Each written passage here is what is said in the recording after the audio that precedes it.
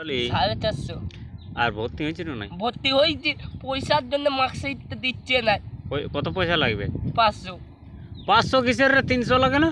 তো আরো লাগবে ভর্তি হওয়ারটা। ও মার্কশিটটা দেয় নাই? না, তুমি যাবে না কাল স্কুল? হ্যাঁ যাবো। কোন মাস্টার? বিপ্লব স্যার। বিপ্লব সাহেবের দিবে? বিপ্লব স্যার হ্যাঁ দিবে, তুমি বলবে না? পাস করেছি তো, হ্যাঁ। সেই লোকের সঙ্গে আমি ঝগড়া করে দেবো। তারপর দেখছি তুই পাস করেছি না। পাস করলে তো বাবু দিবে কি?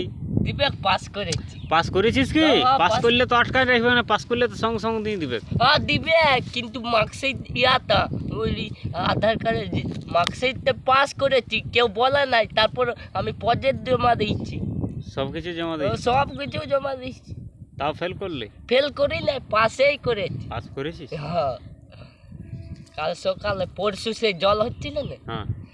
দিবে এখন 500 দিতে পারবে। 500 টাকা কালকে যে দিলাম তোমাকে, কালকে তারপরের দিন যদি কাজ করতে আসি, আগে মাস্টারকে জিজ্ঞাসা করব। হ্যাঁ যদি বলে হ্যাঁ ও পাস করেছে, পয়সার জন্য দিতে পারছে না, তাইলে আমি তোর পয়সাটা দিয়ে দেবো। হ্যাঁ যেমন কালকে দিয়েছি তোকে 500 তোর মায়ের হাতে। হ্যাঁ।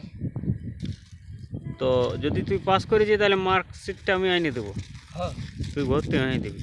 ভর্তি হয়ে গেছি, কিন্তু পয়সা পাচ্ছি না। পয়সা পাচ্ছ না? মা রেখে লইছে 500 টাকাটা। তোর মায়ের কাজ আছে না? হ্যাঁ, তো তুমি আলাদা করে দেবে হুম। পরশু। এখন তো 10 টাকা গুলো